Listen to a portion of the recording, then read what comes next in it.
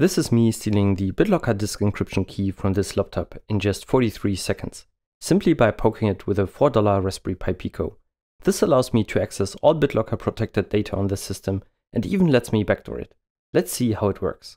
Let's start by exploring what BitLocker is. BitLocker is the full disk encryption system built into Windows, and according to Microsoft's documentation, BitLocker addresses the threats of data theft or exposure from lost, stolen, or inappropriately decommissioned devices. In my interpretation, this should mean that if I steal or otherwise have temporary access to this device, I should not be able to decrypt its data, right?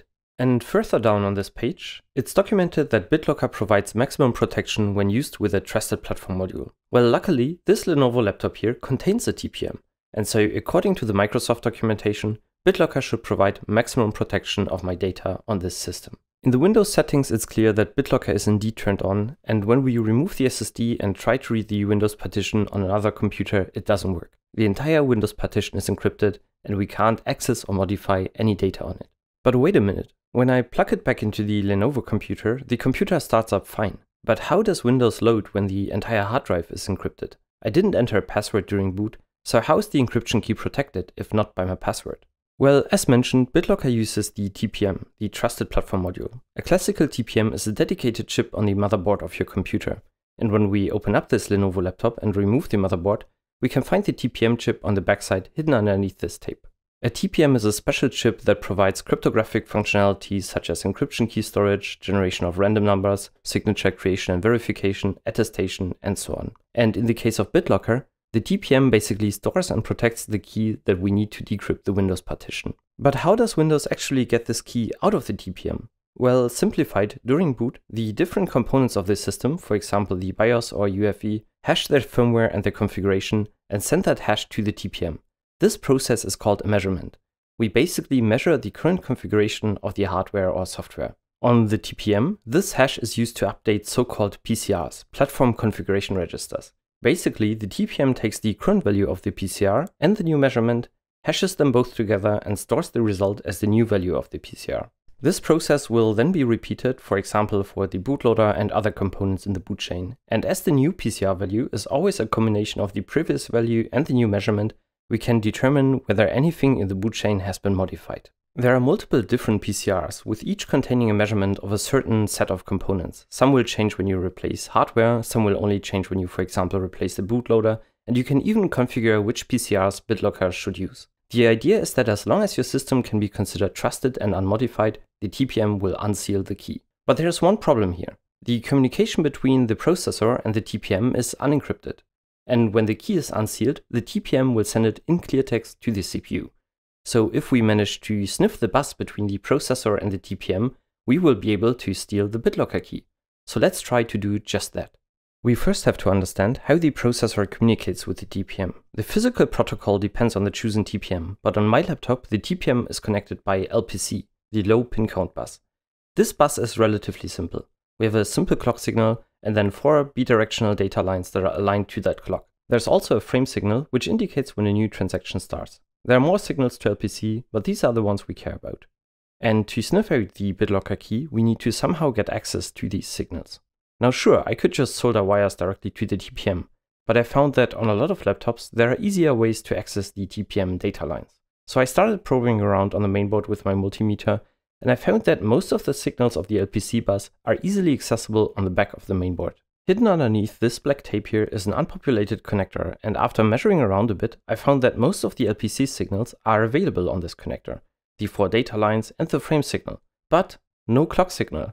And after researching a bit, it looks like Lenovo disables the clock that should normally be on this pin on production devices by not placing a resistor. Now, I could still solder just the clock wire directly to the TPM, but I thought, let's try to sniff this without the clock signal. And so I hooked up a couple of needle probes to the connector and sniffed the boot up process on the logic analyzer. As the system boots, we can nicely see all the activity on the TPM bus, but we can't decode the data yet because we are missing set clock signal. But let's look at this. We have 5 signals, the 4 data lines, LAD 0 to 3, and the L frame line, which indicates start of a frame. Now ideally, we would have a clock line that tells us exactly when to read the state of those lines. The clock will be 25 MHz, and so every 40 nanoseconds we should read the data lines. Now, what if we just do that but with our own clock? We wait till L frame goes low, indicating the start of a new transaction, then we wait a couple of nanoseconds, and then we read whatever is on the data lines. Then we wait 40 nanoseconds, again read all the data, and we repeat all that for the entire frame. And in theory, we should get all data. And as the transmissions are relatively short, we don't even have to worry too much about our clock getting out of sync or anything like that. To prototype this idea, I wrote a simple analyzer plugin, the code for which you can find linked in the description, that does exactly that. And it works. We can decode the TPM transmissions without the clock signal. Perfect. Now, this setup is already enough to read out the BitLocker key, but it requires quite a bit of equipment, and it's not really something trivial or fast to do, and so I wanted to make it easier and faster. I ordered a couple of spring-loaded contacts online and designed a small PCB with, you guessed it, a Raspberry Pi Pico, and with pads onto which I can solder these spring-loaded contacts in just the right distance so they fit onto the mainboard connector pads. And after a couple of days, the PCBs arrived, and the finished TPM sniffer looks like this. I soldered on the Raspberry Pi Pico and the pogo pins, and now I have a small tool that I can just push onto the connector in the laptop that establishes a decent connection. The total costs of parts for this are less than $10. And after hacking together a bit of firmware, which basically just does what I just described, and which you can as always find linked in the description, I was ready to give it a go. I turn on the computer, I push my adapter down, and as the system boots, the VMK, the volume master key, appears on the computer. And if we take the SSD now and connect it to a Linux machine, we can use the VMK that we just collected with an open source tool called BitLocker to decrypt the drive. As you can see, I can browse through all files on the encrypted machine and can also modify or backdoor the system. We just successfully attacked the BitLocker full disk encryption with less than $10 of equipment and didn't really need any super advanced skills or tools. Now, this is not a new type of attack. I've linked some papers and other blog posts about similar attacks in the description. In fact, you can even find some vague documentation on the bottom of the BitLocker countermeasures page. According to it, an attacker needs skill, lengthy physical access, plenty of time, must be able to open the case, must be able to solder, and requires sophisticated hardware and software. Now, watch how long it takes when you're prepared to conduct this attack on this laptop. I open the case using a regular screwdriver, then I turn on the laptop, I push the $10 pogo pin setup against it, and I have the key. All in less than 50 seconds. I'm not sure that this counts as plenty of time. Microsoft also suggests mitigations, and the main recommendation here is setting the pre-boot authentication to TPM with a pin protector. This will protect the TPM with a pin. Unfortunately, it seems like there's no easy way in the BitLocker settings to enable this. Instead, it seems to only be possible via group policy. Now, obviously, the adapter, which by the way is fully open source and so you can build your own, only works with certain Lenovo laptops. But a lot of other laptops have similar access to the TPM pins.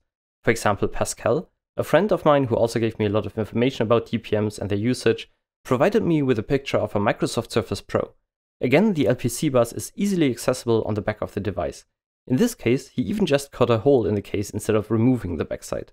Now, some modern CPUs have so-called FTPMs, firmware TPMs that are integrated into the CPU. We can't easily sniff the bus here, and so this attack won't work there. However, most business laptops seem to still have dedicated TPMs, and there have also been successful attacks against FTPMs. I've also linked instructions on how to enable a pin on your BitLocker-enabled system to help you make sure your systems are more secure. Now, if you've watched this far, I also want to tell you about something that I've been working on together with Live Overflow, Hackstreet.io, our online security learning platform.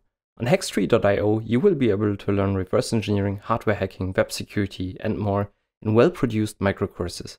You can sign up to our waiting list using the link below. I hope you enjoyed this video and to see you on this channel again soon.